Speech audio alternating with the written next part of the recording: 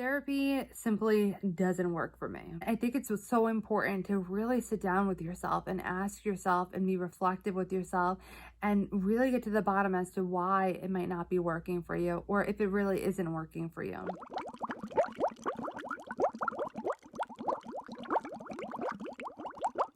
Welcome to my channel or welcome back to my channel. My name is Stephanie. I'm Long Island's eating disorder specialist, and I post on this channel all about eating disorders, body image issues, and general mental health. So if any of that interests you, please click the subscribe button and down below. Therapy simply doesn't work for me. I have heard that from people who follow me on social media and reach out to me and ask me questions. I have heard that from people seeking out therapy and saying that, a lot of my friends say I should try it, or my family saying that they think I need it. I've tried it in the past, it hasn't worked for me. And it's something that, I'm kind of just trying, but I don't really think it works for me. I hear this, like I said, really pretty often. And the reasons for this may vary. And I think it's so important to really sit down with yourself and ask yourself and be reflective with yourself and really get to the bottom as to why it might not be working for you or if it really isn't working for you. So one of the things that I would recommend is to ask yourself about your particular therapist. How do you feel with your therapist? Do you feel like they're just like your best friend? Because that's not really what a therapist should feel like. That would be helpful for you and challenging you. And I'm not saying you can't have positive feelings toward your therapist. However, I think it is something to just evaluate how you might feel with that therapist. Do you feel like you don't like sharing things with her or him? Do you feel uncomfortable in the room with your therapist? All these things are going to be really, really important. Do you feel like they listen to you? Do you feel like they're just kind of pushing something or an agenda down your throat? Like, what is it that you feel with them? It's super important to make sure that you rule that out as a potential reason that you think that therapy might not be working for you, because perhaps if it's not the right fit, it might actually not be working for you. And if you are open to it, I would have that conversation with your therapist and you can talk it through, and maybe you come to the end of the session and decide that it's not right for you. Or perhaps you come to the end of the session and say, you know what, I actually think I just needed to work through a block and this helped me and I'm going to continue. Once you rule that out, the next thing that you really want to be thinking about is, am I doing the work? Am I actually doing therapy? Because really the therapist could be doing cartwheels in front of you, but if you're not doing the work and you're not doing the therapy, it means nothing. So what do I mean by doing the work and doing the therapy? When you are in your session, you need to be present. You need to be not distracted. You need to be listening, and you need to be speaking, and you need to be honest first and foremost. And if you are all of those things in session, wonderful, but you also need to take it outside of session, which is what I mean by doing the therapy.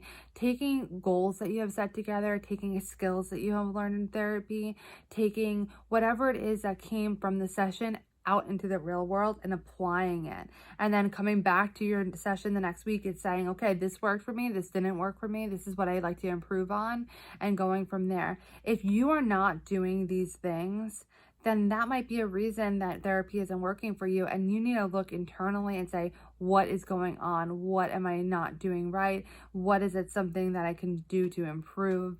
And go from there. Just cutting in here to remind you that if you haven't yet done so, go ahead and subscribe to my email list so you could get your hands on my free recovery starter kit. I believe it'll be helpful for you whether you are at the beginning of your recovery journey or you're in the middle somewhere and you're just hoping to get something to reinvigorate that journey. The last thing that I want to say that you need to assess for yourself is maybe that what you are getting from therapy isn't what your eating disorder or your unhealthy self wants. So I hear this often as well, is that if you are struggling with an eating disorder, your eating disorder is going to get pissed in therapy. And it's going to be something that tries to get you out of therapy, and it will do anything that it can. And I always say it in this sense, imagine that it's a separate entity and it's fight for survival. If you recover, that means the death of your eating disorder. And the fight for survival for any animal is a fiery fight. And that's what you have to view your eating disorder as, that it'll do anything. It'll manipulate you. It'll do anything to try to get you out of therapy.